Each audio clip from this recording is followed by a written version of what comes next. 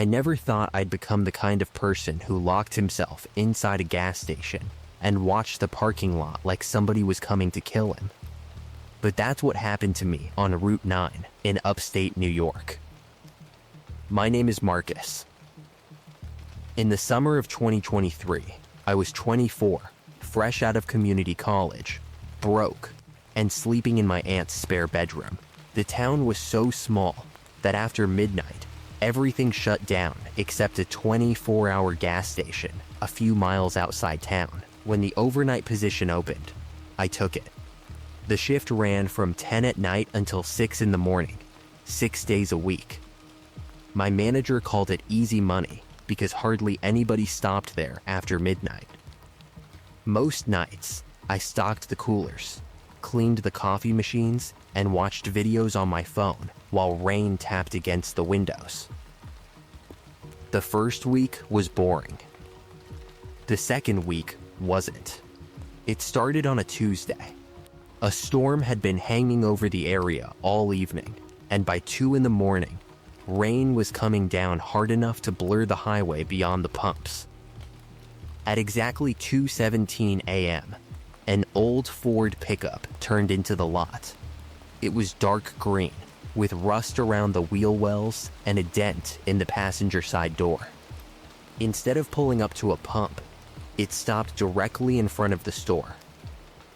The engine kept running. Its headlights shone through the windows and hit me right in the face. At first, I could only see a silhouette behind the wheel. The truck sat there for nearly 2 minutes. Nobody got out. The wipers didn't even move, although rainwater streamed down the windshield. Then, the headlights clicked off. The driver was an older man, maybe in his late 50s. He wore a red flannel jacket and a dark baseball cap. He wasn't looking at the pumps or the prices. He was staring directly at me. It wasn't an angry look, and he didn't seem drunk. He looked patient, like he was waiting for me to do something.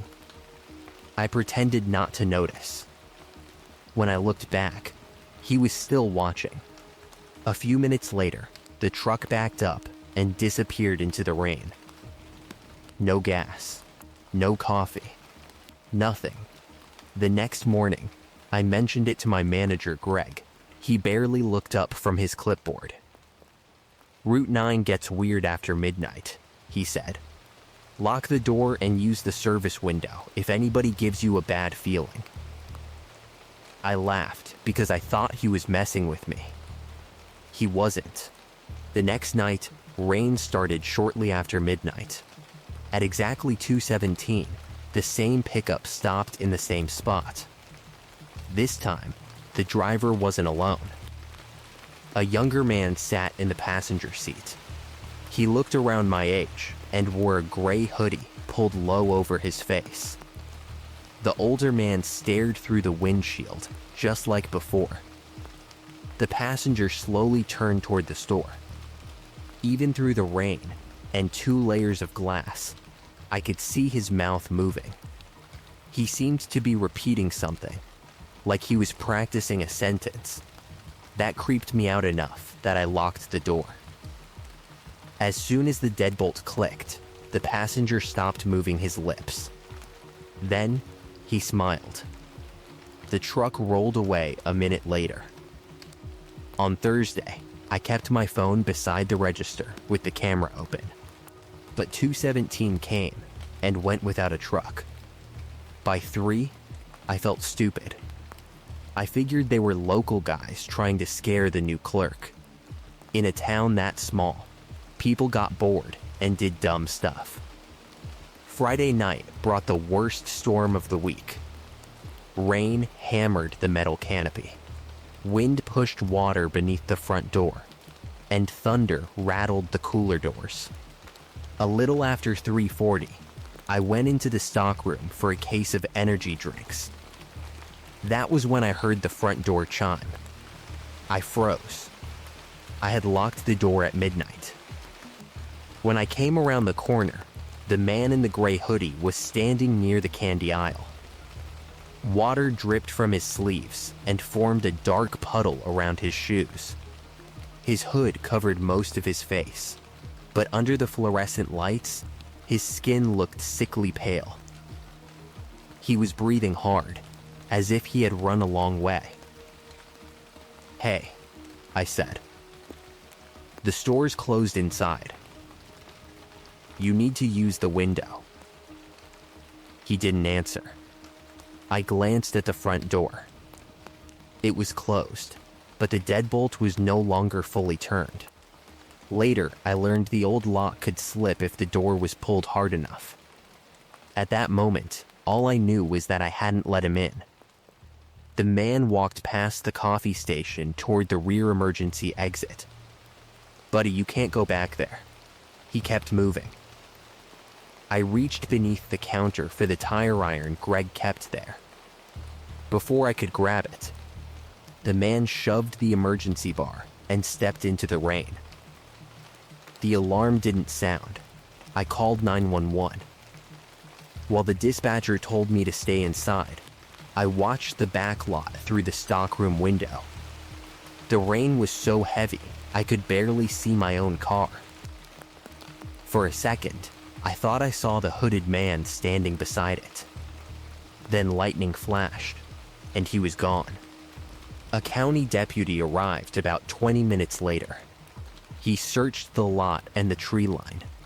He found muddy footprints near the emergency exit, but the rain had washed away most of the trail. There was no pickup, and the front security camera had gone offline during the storm. Before leaving, the deputy asked how long I had worked there. 2 weeks, I said. He looked toward the back lot. "You ever hear about Tyler Bennett?" I hadn't. Tyler had worked the same overnight shift 3 years earlier. One morning, he clocked out at 6, walked toward his car, and disappeared. His car was still there. His phone and wallet were inside it. No one had ever been charged. Then, the deputy told me something that made my stomach drop. In the week before Tyler vanished, he had called the sheriff's office twice about an old green pickup outside the station. I didn't sleep after I got home. On Saturday evening, I arrived early and confronted Greg. The moment I said Tyler's name, his face changed. He admitted that several overnight employees had complained about the pickup since Tyler disappeared. Most quit within weeks. One woman named Diane lasted only 3 nights. She said an older driver watched her while a younger man walked around the back of the building. "You knew about this?" I asked. Greg rubbed both hands over his face. "I knew people had seen a truck," he said. "The cops never found anything. I should have walked out right then. Instead, I stayed. I needed the paycheck, and part of me still believed there had to be a normal explanation." At 2:17 a.m., headlights appeared through the rain. The green pickup stopped in front of the store. Only the older man was inside. I locked the door and called 911. He watched me for almost 10 minutes. Then his window rolled down. Over the rain, he shouted, "He's still behind the station, Marcus. And now he knows your name." My name tag was lying face down beside the register. The truck tore out of the lot before the deputy arrived. I quit at sunrise. No 2 weeks' notice. My manager didn't argue. A month later, I moved in with a friend and got a warehouse job 3 towns away. Day shift only. For a while, I convinced myself it had been some sick prank. Then, last week, I got held late at work. It was raining again. I took a back road home to avoid construction. Around 2 in the morning, I noticed headlights in my rearview mirror. An old pickup followed me for 12 miles. It never came close enough for me to read the plate. It never fell far enough back for me to lose it. Every time I turned, it turned. I pulled into a brightly lit 24-hour diner and parked beside the entrance. The truck stopped across the road. It sat there with its headlights off while rain ran down my windows. I called the police. Before they arrived, the truck disappeared. I don't work nights anymore. I don't drive Route 9, and I never park behind gas stations. Maybe those men were connected to Tyler. Maybe they were locals who enjoyed terrorizing overnight workers. I honestly don't know. But a week after the diner incident, I found a wet, muddy footprint outside the back door of my apartment building. Beside it was a gray thread snagged on the bottom of the door.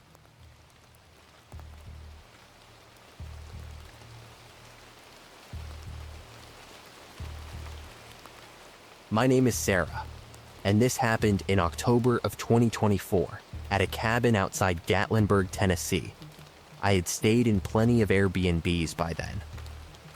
I'm a freelance editor, so I travel alone whenever work allows it. As long as I have my laptop, decent Wi-Fi, and somewhere quiet to sleep, I'm good. I had a routine: read the newest reviews, check the host profile, confirm the address, and message the host before booking. I thought I knew how to spot a bad listing. The cabin I found in the Smoky Mountains looked normal. It had professional photos, dozens of positive reviews, and a host named Linda, who replied almost immediately. She sent hiking recommendations, directions, and a list of nearby restaurants. I booked 5 nights. Rain started before I reached Gatlinburg. By the time I turned onto the cabin road, it was coming down hard enough that my headlights barely reached beyond the hood. The cabin sat alone at the end of a narrow gravel driveway. It looked exactly like the pictures: dark log walls, a wraparound porch, 2 rocking chairs, and thick woods surrounding it. The key was in a lockbox beside the front door. Linda had sent the code that morning. Inside, the heat was on, a lamp had been left burning, and soft music played from a small speaker on the kitchen counter.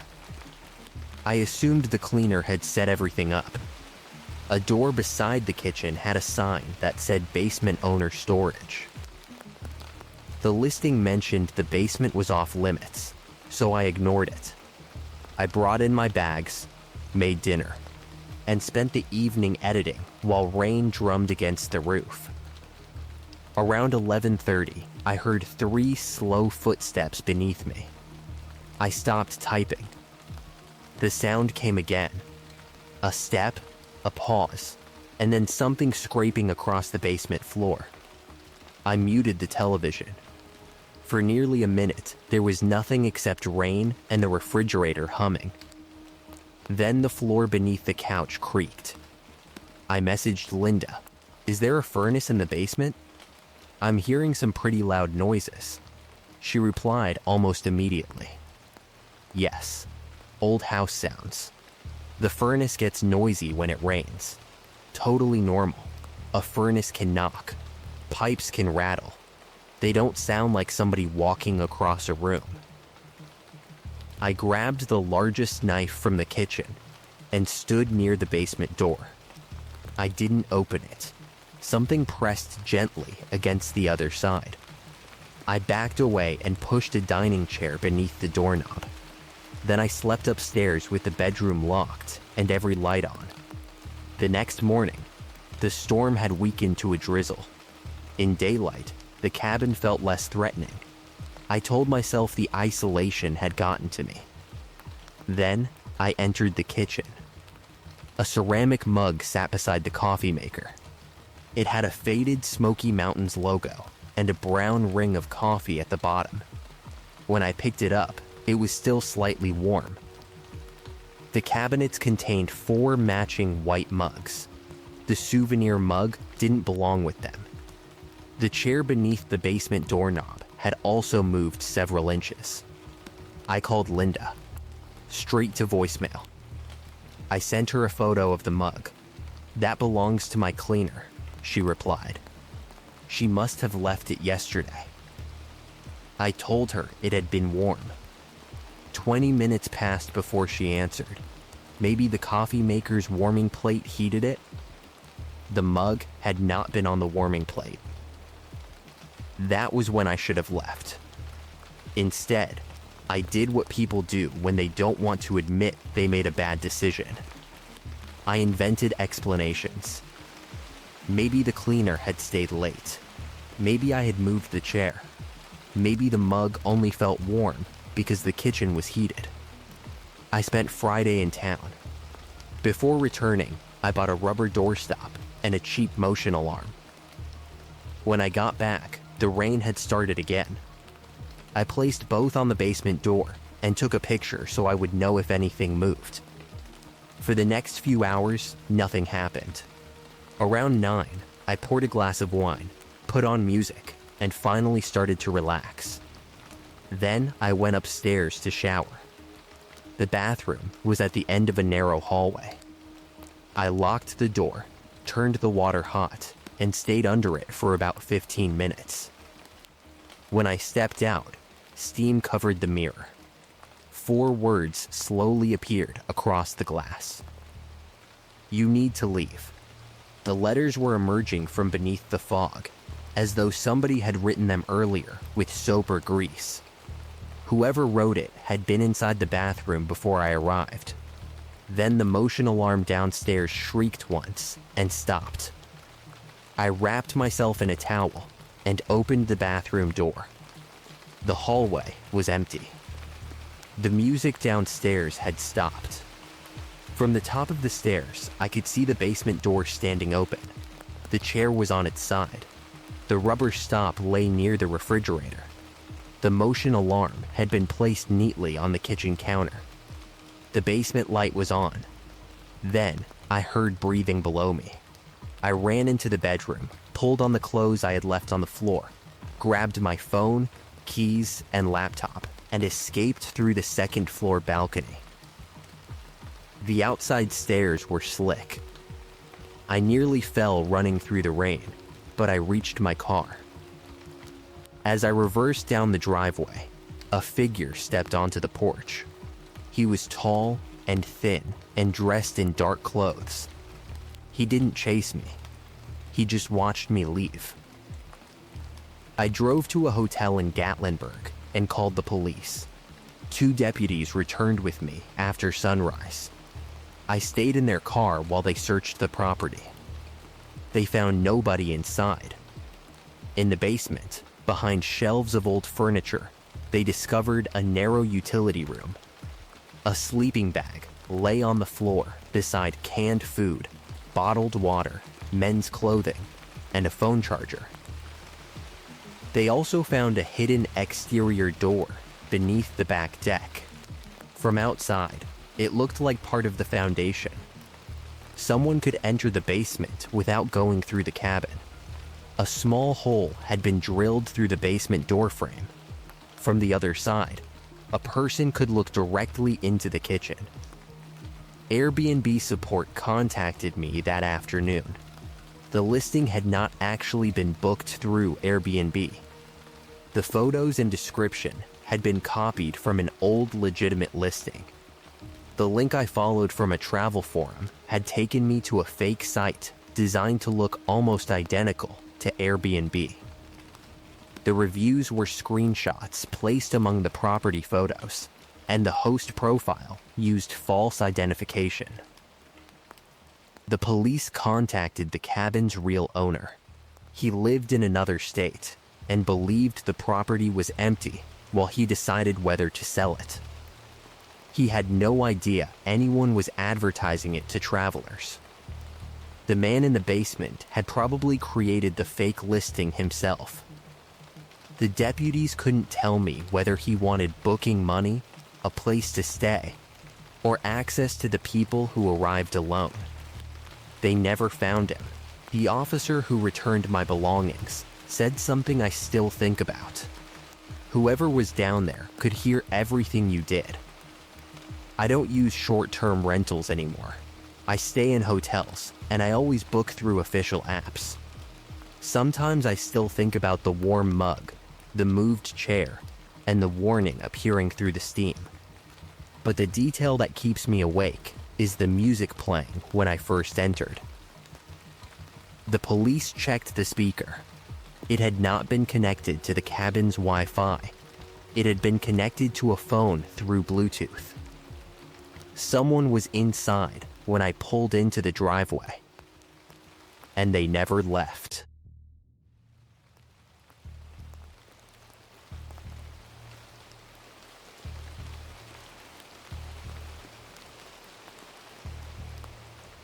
My name is Danny, and I live in Lancaster, Ohio. My older brother Chris died on Thursday, April 18th, 2024. He overdosed. He had been clean for 14 months. He had the recovery chip in his wallet, a steady job at a tire shop, and an apartment he was finally proud of. The last time I saw him, he was arguing with me about the Bengals. Then one bad night erased all of it. My mom called me at 5:42 in the morning while I was getting ready for my shift at a warehouse. Rain was hitting the kitchen window so hard that I almost missed the phone ringing.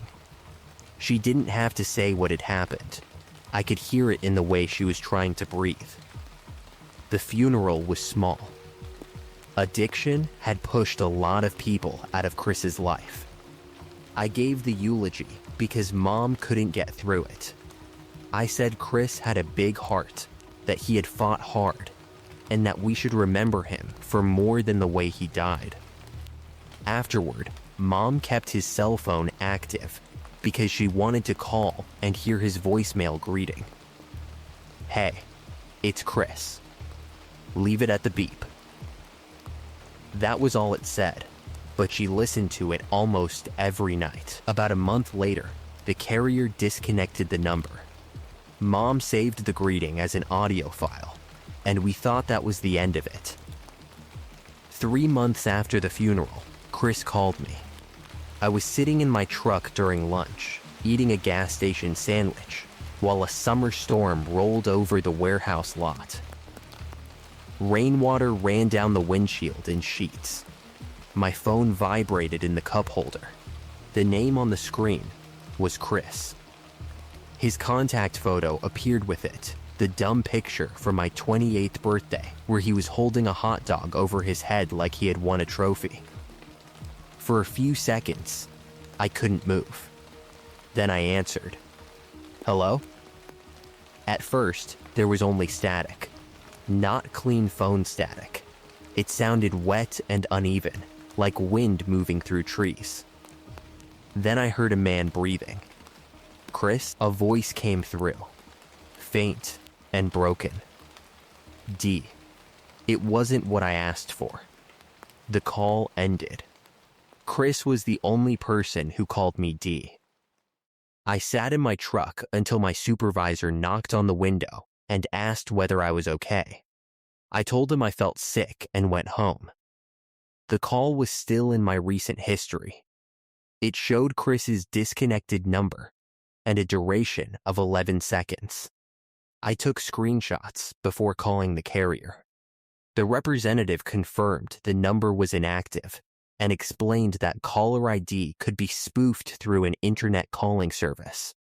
That was the explanation I held on to. Somebody had found Chris's obituary, copied his number, and called me as a cruel joke. I changed my privacy settings and stopped answering unknown calls. 3 weeks passed. Then, during another storm, my phone rang at 3:17 in the morning. Chris. I watched it ring 5 times before answering.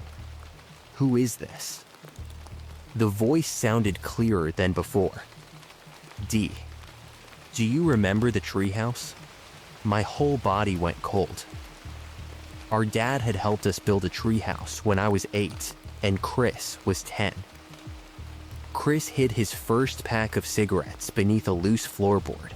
When Dad found the empty pack years later, Chris blamed one of the neighborhood kids.